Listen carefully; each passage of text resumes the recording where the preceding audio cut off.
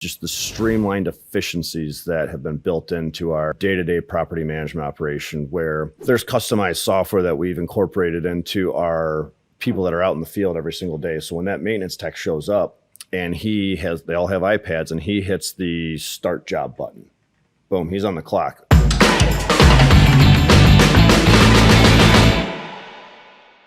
Barry, dude, good to have you. Thanks for having me on the podcast. Why don't you tell me a little bit how you got into this crazy business?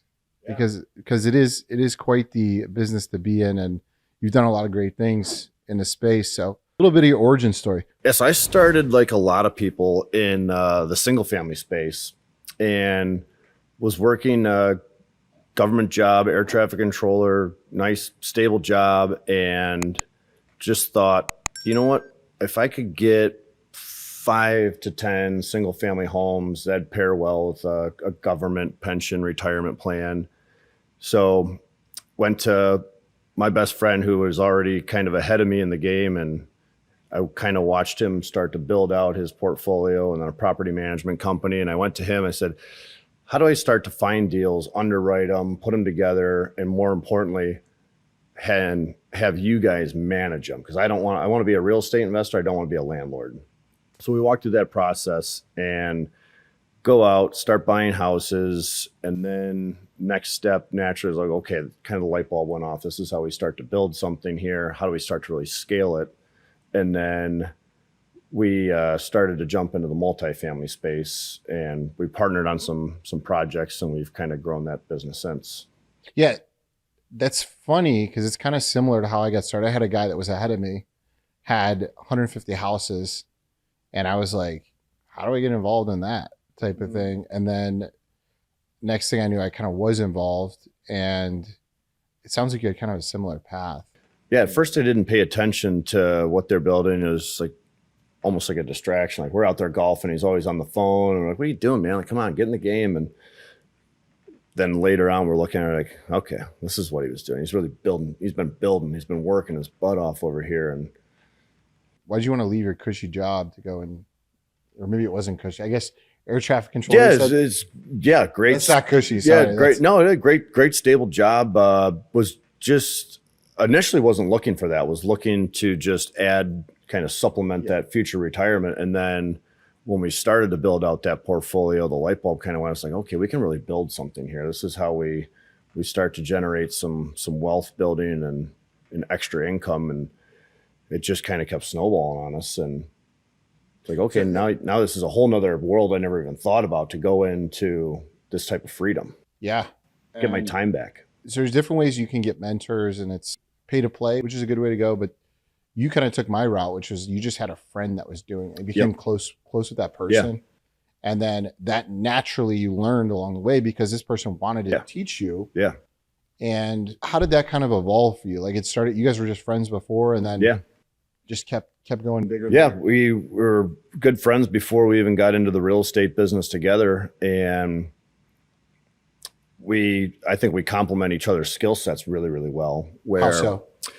So my partner, Josh, he is primarily in charge of the day-to-day operations, the property management, and everything that falls on that plate. And when we decided to pair up, it was a matter of, okay, we're going to buy bigger deals now. We're going to buy more doors at a time. We need some money to do that. So we looked at him like, how can I bring value to the table? And he said, you seem to be really good at going out and talking to investors, potential investors, pitching them the deal, the structure, what those returns will look like. So we said, Josh, you start writing offers on some bigger deals. I'll start talking to the network of people about potentially investing with us. And that's kind of how we grew into that role.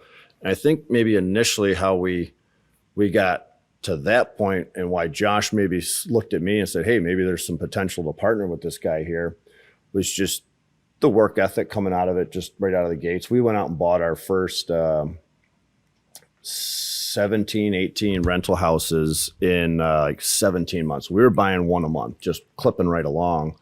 So that was like the goal, like one a month. Like we didn't start out like that, but we just naturally pushed ourselves out of our comfort zones quickly. It was like, oh, well, there's another deal. Were you bringing like investors into that or no? just kind of yourself? At first we had a little bit of cash to start with, and then went and tapped home equity lines of credit, retirement plans, and then started borrowing hard money loans from investors, but never bringing them on as partners, just hard money loans.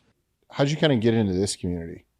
So I got involved in this community, again, stemming from Josh. He was, I think, one of Michael's very first mentors, if I remember correctly. And Josh invited me down. I forget what initial conference it was. It was in Dallas. And that's when I started to meet a lot of guys like yourselves. And at that time, I'm still diving in head first into a lot of the education side of things, just learning everything and anything you can about multifamily and lending and insurance and cost segregations and you name it. Yeah. And then you actually turned around and became a mentor. Yeah. For the program. Yeah. How has that helped you and just your business in general? Oh, I really enjoy doing it from two sides. It's great to be able to help people. I was mentored along the way, still am.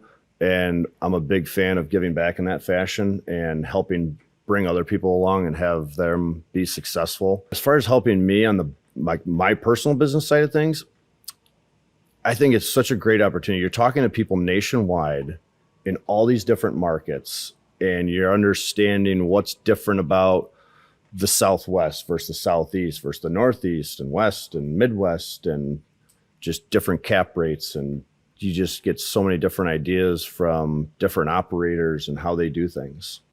Yeah, that's really cool. I think there's a lot of different areas of the country are vastly different. And my strategy in the beginning was actually a really shit strategy, which was just buy something between 20,000 and 35,000 a door. Yep.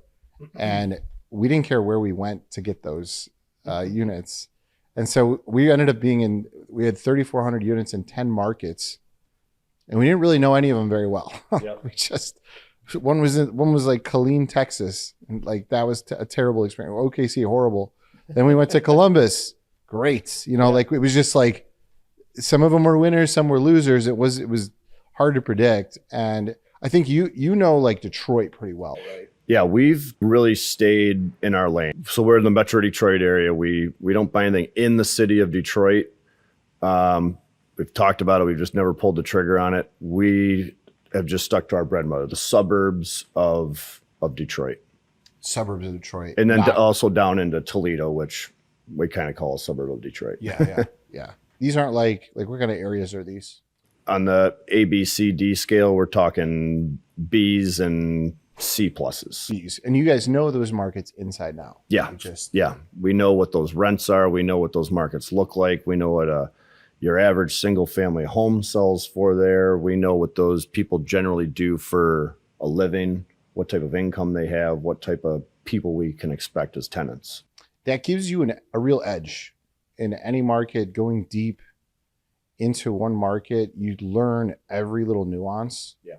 And you see deals faster. You're first in line. And then you can also find talent. Your relationships go a lot deeper too. Yeah. Brokers, insurance, you name it. I know people that go wide and that's just their thing. They're like, oh, I found a deal in Iowa. I found one in Kansas. And it's fine. You can do well like that, but it just, you have less of an edge in general. And so it's cool. Like even with Terry, with Josh, like you guys have kind of this group of guys that kind of all doing similar stuff. Mm-hmm. And it gives you an edge out there. I couldn't go and out Detroit you.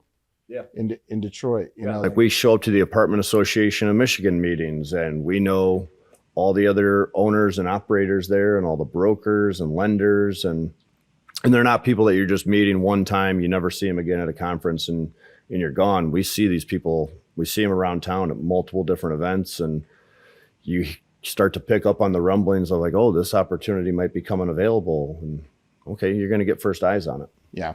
Where are you guys trying to head right now? I know that things are kind of crazy in the market. It's a weird time, but what's next for you guys and your company?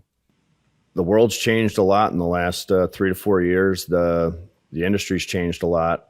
As far as where we're heading and what we want to do, We get asked that question a lot. Is like, okay, what do you guys want to do from how many assets under management, how many units? And we've just always come back to, we want to do 1 to 2 deals, good deals a year for our investors. Continue to grow that investor base and just be able to conservatively, safely add to that portfolio. I don't know if that looks like 10,000 doors or what. We're not stopping, but right now we're being cautious. We're being patient.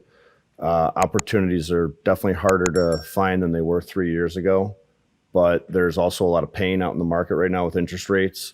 We've seen the expense growth just shoot through the roof. I think I was telling you earlier that we just saw a 34% increase in our insurance costs. Labor and materials are up.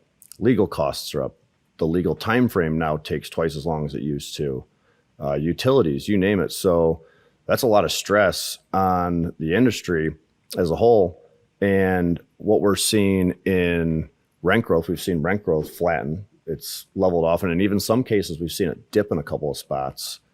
So, and the fight for quality tenants has never been stronger than it is right now, at least from what we've seen in the last decade. Yeah. Why do you think rents have flattened?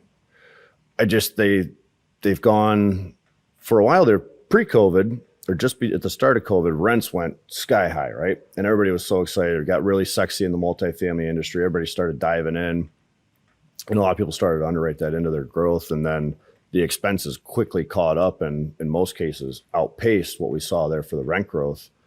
And you can't keep clipping along at 8, 9, 10% rent growth every single year. I think our industry is a good bellwether of just what's going on in the real world. You turn on the news right now, they're going to say, oh, everything's great. The economy's never been better. And unemployment's at 3% or whatever the number is today.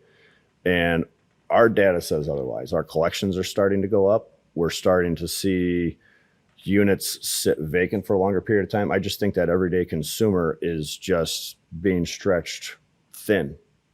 Yeah, I completely agree. I think people are like doubling up where they're living. I think also there's, at least in our market, there's the issue of oversupply. So they had a lot of starts that happened in 2020, 2021. Yeah, you're right. Something we don't see in our market, but yes. You guys don't see that. We've had some new construction added to the Metro Detroit market, but nothing like the South has seen, like the Carolinas and Atlanta and Florida and Texas and, that's really interesting. And some of those markets. Yeah. Whereas if we're seeing new stuff, there's a lot of new stuff in downtown in the city of Detroit, which is really, really coming back.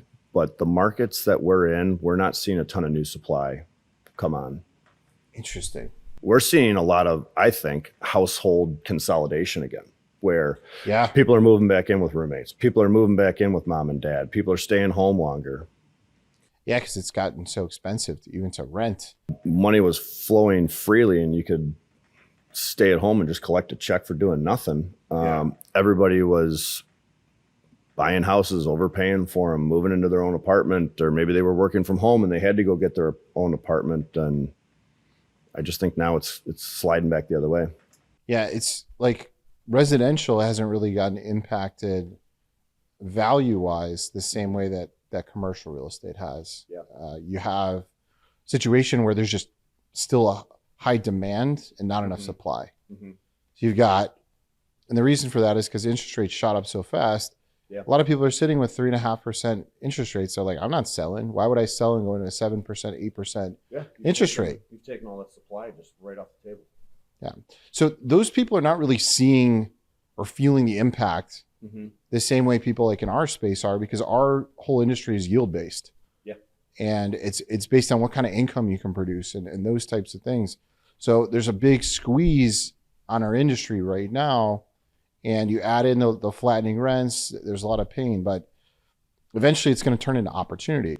Absolutely. I always say it's a business in a box. Every box we buy, it's just another small little business. That's a great way to look at it. I mean, it's a very repeatable business, and you're picking one up, you add the staff, you do the upgrades. It's very similar game plan to a lot of them. It's still difficult. It's not an easy business to run. It's harder now than it ever has been for us. Yes, I agree. Same here. It's harder in every aspect. But I think as these new lessons come in, I'm like, shit, I'm glad I learned that, because I would have never had to know how to do this specific aspect of the business had I not. We'll be that much stronger on the other side of it once everything chills out. And I think right now you're really seeing how crucial your day-to-day operation is. I think that yes, you have to structure good, strong, quality debt and keep your expenses, but you have to have good property management, good day-to-day operation. How do you guys optimize right now? Like, what are you looking at? I think one of the biggest, most crucial things that we do is just we have the data. We have such tight control from a property management side of things, and just the streamlined efficiencies that have been built into our day-to-day property management operation, where there's customized software that we've incorporated into our people that are out in the field every single day. So when that maintenance tech shows up and they all have iPads, and he hits the start job button, boom, he's on the clock. And we've got guys in the office that are watching the big screen with the GPS trackers, and they know, hey, Nate just got to that job and he started the job. They can tell if Nate pulled up to that job and sat in his truck and ate lunch for 30 minutes and then started the job. But as soon as Nate finishes that job, and let's say he had to go and finish the QC checklist before we can officially list that unit. So when he hits the job is done, that automatically triggers an email and goes to everybody else and tells them, okay, cleaning lady, you're up next. As soon as you're done, then we can officially list this thing. Instead, before you would walk in, your maintenance guy would walk in at the end of the day and drop the papers and say, okay, I'm done. Those papers might sit there for a day or two. Now that unit sat there, it's been vacant for an extra 2 or 3 days now. Okay, now we got to go get pictures. That might take another day or two. So you can easily lose an extra week or two of time by not having those efficiencies built in. So that's just one small example of how we just try to move things along as fast as possible. And a lot of those same things are incorporated, just helping us keep track of our costs and having the day-to-day, really down to the minute visibility of what we're spending, where we're spending it, how we're spending it, and how we can keep that in check. Yeah. These are things that you kind of have to figure out yourself. And unless you're, masterminding with other people or really having sit downs, you figure out your processes and systems to get visibility into these things, and you set KPIs around them. And can we buy things cheaper? How can we buy things in bulk? Oh yeah. Then you start thinking about all those things once you achieve scale, how you can really reduce costs in general. For us, and like our construction side was a big deal. That was a difficult thing for us to figure out. In the beginning, we were trying to match labor and materials and have that be a whole thing. And then we ended up saying, you know what, if we're going to do volume, we want to renovate like 80 units a month. Mm-hmm. We have to flip the whole business model, because it's based on too many variables. And so we ended up just going to a few contractors, getting a deep bench of them. So we had them to pick from, and then we just did complete turnkey. We said, listen, you're going to give us a good price. We're going to give you high volume. Yep. We're going to keep you busy, but in return, you're going to give us low cost of labor. Yep. And streamlining it that way allowed us to scale up quickly and still keep our costs relatively low with less headache in general. And so my point is finding these efficiencies. This is what Barry's done really well. And that just allows you to pitch this easier to investors, get more people involved. They see that you're doing things differently than other operators in the space. You got the market knowledge. You've got kind of all the tools to be successful, lower the risk in these investments. That's how you scale. That's how you get more people involved. And it's really cool when you have that down, the people that'll come around you and put money into deals. So awesome. Barry, how can people get a hold of you if they want to? Yeah, easiest way to get a hold of me is just email me. It's barry@newmissioncapital.com, just like it sounds. Newmissioncapital.com. Cool, man. Thanks for coming on the show today. Hey, man, really appreciate it. Yeah, always fun talking to you.